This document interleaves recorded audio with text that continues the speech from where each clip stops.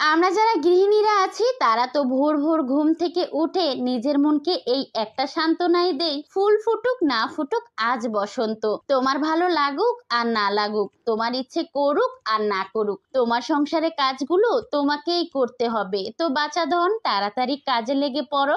আসসালামু আলাইকুম, সবাই কেমন আছেন? আলহামদুলিল্লাহ ভালো আছি, সুস্থ আছি। কালকে রাতে ঘুমাতে একটু দেরি হয়ে গেছে, সকালবেলা কোনোভাবেই ঘুম ভাঙছিল না, তারপরও জোর করে উঠে পড়েছি নিজের সাথে এক প্রকারের যুদ্ধ করে। তো রান্নাঘরে এসেই সকালের নাস্তা বানাচ্ছি।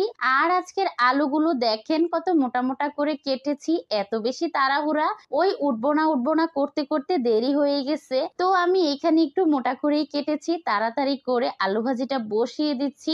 আর আমার বটিটারও কি অবস্থা, একটুও কাটতে চায় না, বটিটাকে ধার করাতে হবে। তো আলু ভাজিটা বসিয়ে ঢেকে দিচ্ছি। এই দিক দিয়ে আমি পরোটার ডোটা করে ফেলবো। আমি এখানে লবণ দিচ্ছি, তারপরে একটু চিনি দিয়ে দিচ্ছি। আমি যখনই পরোটা বানাই ডোটা আমি এইভাবেই করি, একটু চিনি দিয়ে যদি পরোটার ডোটা করা যায় তাহলে পরোটাটা খেতে অনেক বেশি মজা হয়। তো এই তো আমি পরোটার ডোটা করে ফেলেছি। আর আজকে আটার পরিমাণ এতটুকুই ছিল, অল্প একটু আটা আমি শুধু বেলার জন্য রেখেছি, বাকি পুরাটা আটা দিয়েই আমি ডো করেছি। কিন্তু ডোটা একটু নরম হয়ে গেছে, রুটিগুলো বেলতে আমার অনেক বেশি কষ্ট হচ্ছে, একদম আঁকা বাঁকা হয়ে যাচ্ছে। এখন এত ভোরে আমি আটা কই পাবো? আমার তো যেদিন একটু তাড়াহুড়া হয় সেই দিনই এইরকম ভাবে বিপদে পড়ে যেতে হয়। তো যাই হোক, অনেক কষ্ট করে আমি পরোটাগুলো বেলে নিচ্ছিলাম, তারপরে এক এক করে পরোটাগুলো ভেজে আলু ভাজিটাও হয়ে গেছে, আপনাদের ভাইয়াকে নাস্তা দিয়ে দিচ্ছি। তারপরে সংসারের সব কাজ করে নিয়েছি।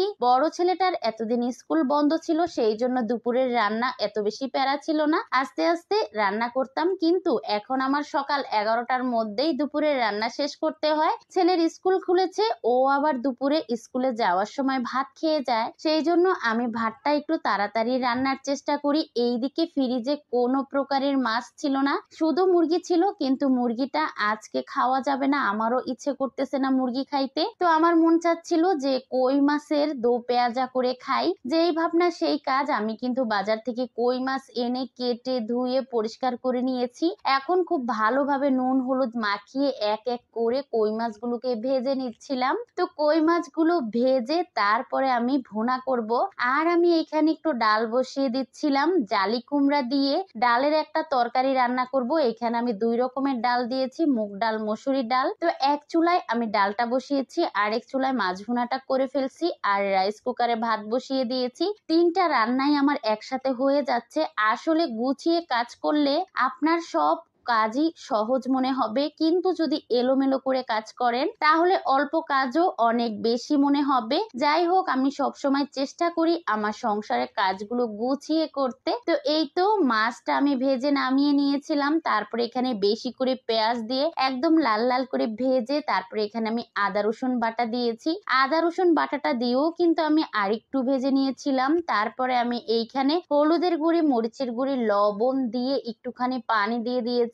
তারপরে মশলাটাকে খুব ভালোভাবে কষিয়ে আমি এখানে ভাজা মাছগুলো দিয়ে দিচ্ছি। ভাজা মাছটা দিয়ে একটু কিছুক্ষণ কষিয়ে নিয়েছি, তারপরে এখানে ঝোলের পানিটা দিচ্ছি। তো মাছ ভুনাটা বসিয়ে উপর থেকে আমি এখানে কিছুটা কাঁচামরিচ দিয়ে দিচ্ছি। আর এই দিক দিয়ে ডাল সেদ্ধ হয়ে গেছে, আমি কিন্তু ডালে লবণ হলুদ কাঁচামরিচ পেঁয়াজও দিয়ে দিয়েছি। তারপরে ডালটার যখন কাঁচা গন্ধ চলে গেছে, ডালের কিন্তু একটা গন্ধ থাকে, যতক্ষণ পর্যন্ত গন্ধটা না চলে যাবে ততক্ষণ পর্যন্ত আমি ডাল জাল করতেই থাকি। তো তারপরে আমি জালি কুমড়াটা কেটে ডালের ভিতরে দিয়ে দিচ্ছি।